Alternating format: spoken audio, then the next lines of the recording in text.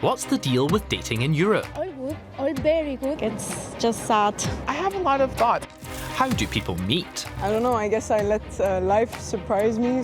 And what are the biggest challenges? I think there's a lot of expectations now from both sides. Most of the people are looking for hookups. There's always this kind of thrill of getting to know someone new.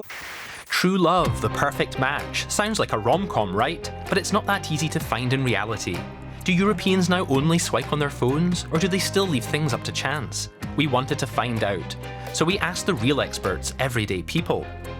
Then we checked in with a trained pro, a psychologist. So, let's get into it. Where do you meet your next date? I try to find a friend of a friend. I think just out in bars. Friends of my friends. Mostly when I'm partying. Through Hinge, Bumble, dating apps. Eye to eye, like friends. Like when I go to a bar. We took those answers to social psychologist Dr. Johanna Degen. She's been researching online dating for years. Actually, workplace and friends has been the most common place to meet a spouse or getting intimate.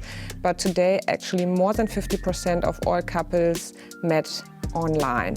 But many also say it's unromantic or boring. It's a boring story. So we wish and seek for offline dating options, but pragmatically and actually we meet online.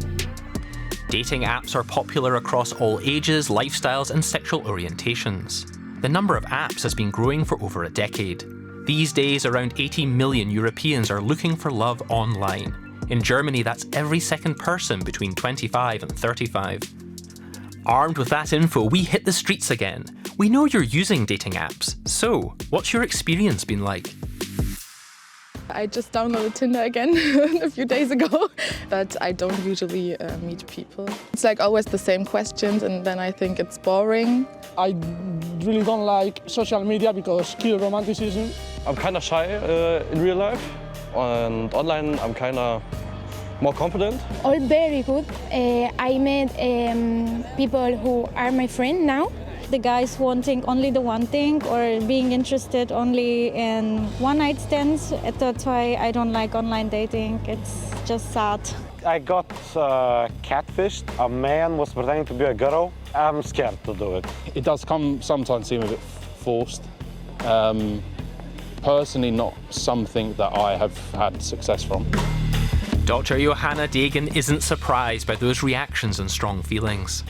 I think they mirror exactly that we are in the online dating fatigue era now, so we are kind of worn off the dating practices. You have probably some negative experiences, like getting ghosted, not feeling special, and then you get disappointed.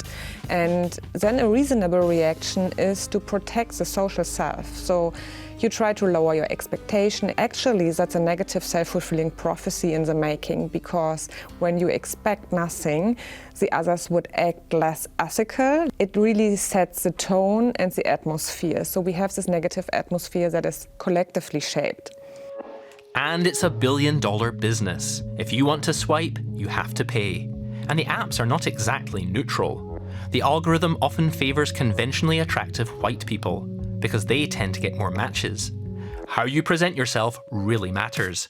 So we asked, what are your red flags and green flags in online dating profiles? Smiling.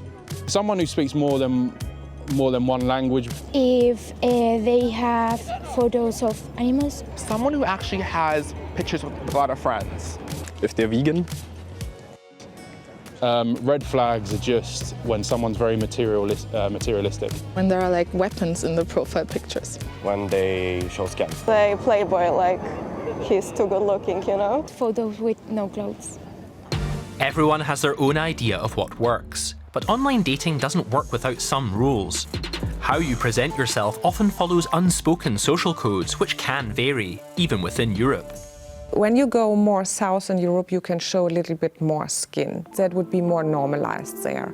And also in Asia. And then we also have difference in how much would I show off. Like, do I show off my jewelry or my car? So in one country that might be hard. Like in Asia, you can show off a lot more than in Europe. But at the same time, you wouldn't look in the camera directly or smile into the camera. That would be offensive again. So it's there are huge differences in the culture, how to present attractively. The bottom line? Back in the day, churches were the matchmakers. These days it is dating apps, though some still do meet through friends or work. But many Europeans aren't happy with the online dating scene. So where is it all headed?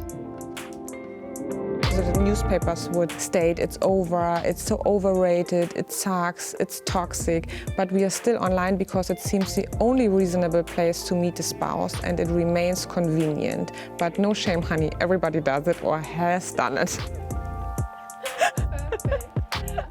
What's your take on online dating? Drop your thoughts in the comments.